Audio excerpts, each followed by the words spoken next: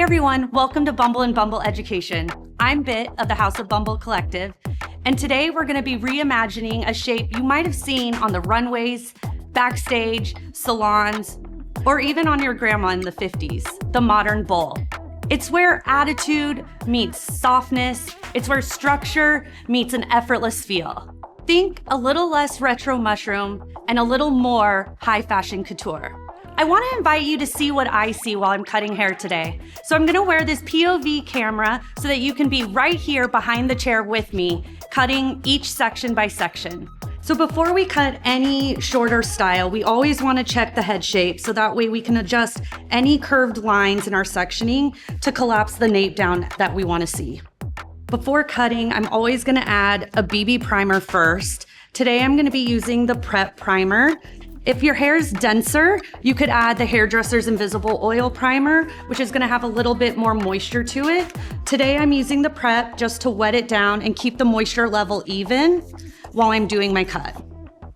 At Bumble and Bumble, we always like to use products as tools, just an extension of our razor or our comb, to do a lot of the heavy lifting while we're styling and cutting the hair.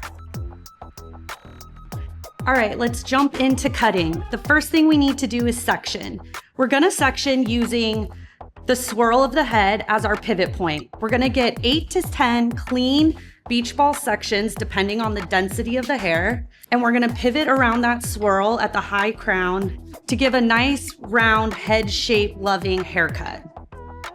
Remember, clean sections always equal a clean shape.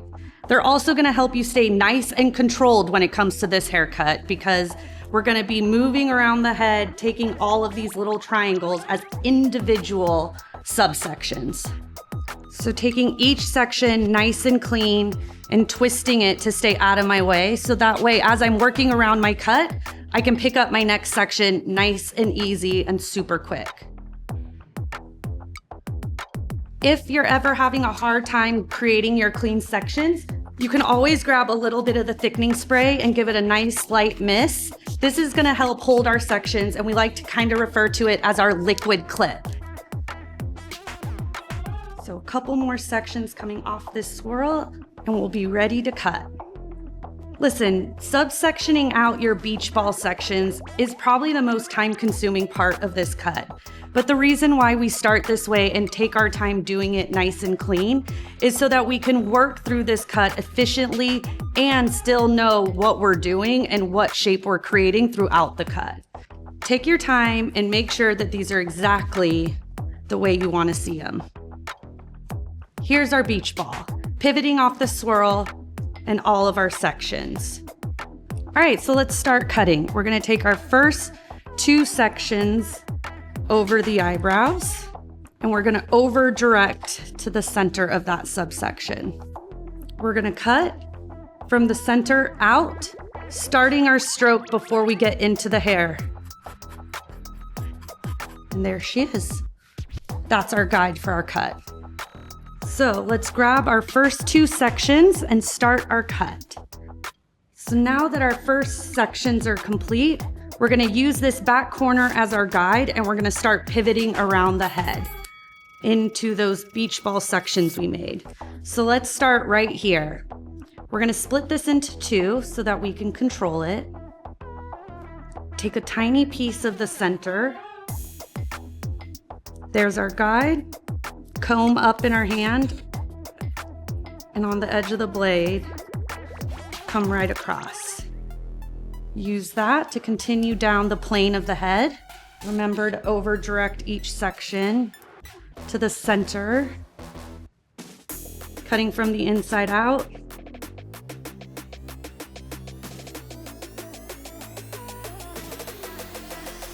Now, when it comes to cutting on the other side, we can actually ask our client to tilt towards us so that we maintain proper body position still. We're gonna split this third section in half again for control. Continue to elevate using a centerpiece as our guide, following the planes of the head. Comb up. Maintaining your body position is so important because it's gonna allow you to create a balanced haircut. And it's going to make it so that you aren't doing gymnastics while trying to give a haircut. We don't need to be bending over backwards to give the desired look. Following the planes of the head. There she is. Again, air before hair, which means let's start the rhythm of our stroke slightly before we get into the section. That's gonna allow us to maintain the same rhythm and cadence and stroke throughout the haircut. And that way we never see a beginning or stop point in our razor cuts. All right, we're halfway done. We have the whole front and top complete. Now let's start working our way to the back of the beach ball. When working, comb the hair that you've already cut out of your way, so that way we can maintain nice and clean subsections throughout your cut. This cut is about movement, it's about texture, it's about a lived-in feel, but in order to get that, we need to stay nice and disciplined throughout the haircut before we take out all the weight and let it live free. So as I'm working around my head, I'm making sure each section is, as I'm pulling it out with my even tension, right? The hair is not overstretched, it's just taut so I can control it. And as I pull out each section, the hair should be coming out directly from the head. So as I move my way down the head, I'm following the head shape as I'm cutting my subsection. Pulling that out, following the head shape. So that way, at the end of this cut, it should just hug the head because I'm following the curvature of the bone structure as I'm cutting down the head shaft. This is actually one of my favorite haircuts at Bumble & Bumble. It's also a haircut I've worn for many, many years. It gives such a beautiful, natural, short, layered look. You could also do this really, really, really short, and it's gonna give you the perfect little pixie. So let's keep working.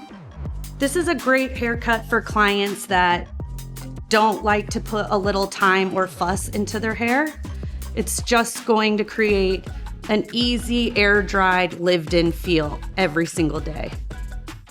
Straight up from where the hair wants to live. Really, this is my stroke. So really starting my stroke. How much variation in my line do I want to see? I'm doing quite an open stroke so that I get a lot of different lengths and layers throughout this haircut. This is exactly what's going to help us achieve the opposite of a retro mushroom. It's going to give us a chic, modern, move-filled haircut shape that can just be worn classic and preppy or really aired out to create a much more like rock and roll feel. So with my body position in this section, I'm still standing on the same side of the head, lifting everything up so that I'm comfortably able to stand. I'm not bending over, I'm not crouched over underneath. I'm nice and straight. My shoulders are back and I'm able to just open up that hair. By maintaining your body position, it's actually gonna allow you to create the most balanced shape. You're also in control of what you're doing. Nothing's getting in your way, and you're able to go home with a nice, comfy body that's not sore. And just like that, we're in the home stretch. Really opening up all the movement, all the texture. We wanna emphasize what the hair can do naturally. We don't wanna hide it. Lowering my elevation because I'm on a lower portion of the head. I'm down in the nape. So if I'm following that head shape, my elevation needs to also drop. All right, now that our shape is in, let's personalize. Let's create some signature pieces for this client so that it's made just for her. You can do this a couple ways. We can keep a really nice soft fringe, but today I want something bold. So I'm gonna create a strong micro fringe that's gonna create a lot of movement and a little bit of edge. We're gonna take a triangular section, a traditional fringe section from the high point of the head, letting our combs sit up. Right when that separates is where I want the back point of my bang to be. Moving all the other hair out of the way so that I can take my fringe section and split it into two. This is where this cut really becomes hers. So let's be bold and let's create exactly what we want to see. Separating this out, lifting the elevation up so that it hugs the orbital bone. I'm going to slightly over direct so that I keep my corner, which is going to be my pivot point to the back. I'm going to use a really open stroke, which means long, not a closed stroke, which would be something tighter and shorter.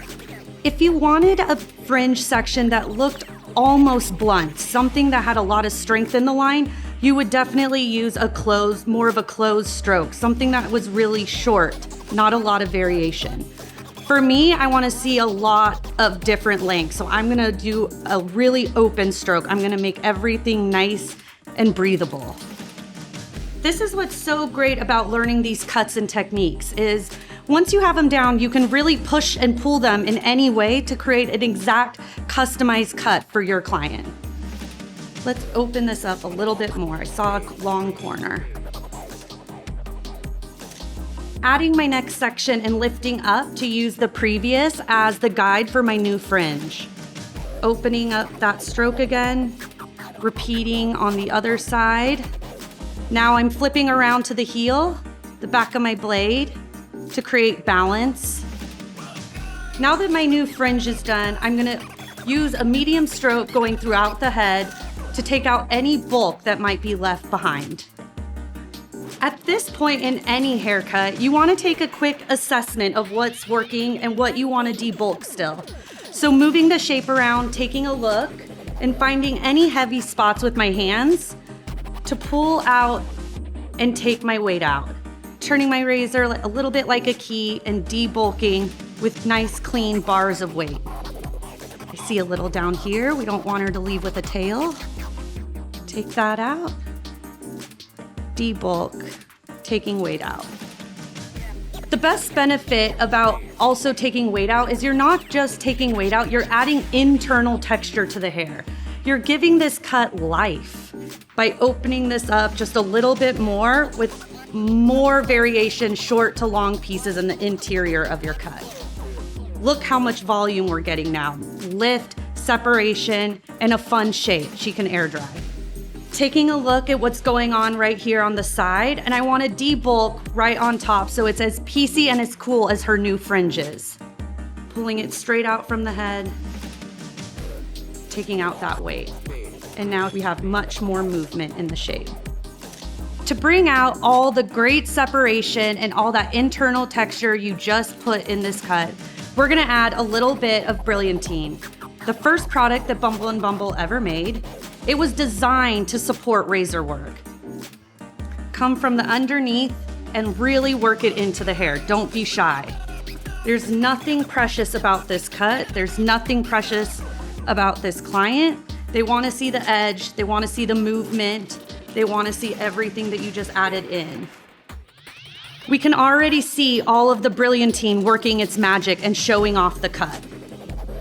So now that the Brilliantine has been added to the hair and it's doing its thing, I'm gonna take my blow dryer and I'm blow drying the hair with my diffuser to just highlight all the natural texture and movement we just created in her hair.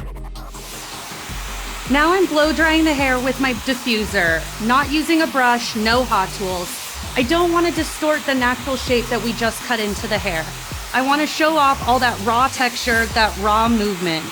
Nothing too fussy or too nice, because that wouldn't be Bumble and Bumble. Moving it around and really letting all that razor work shine.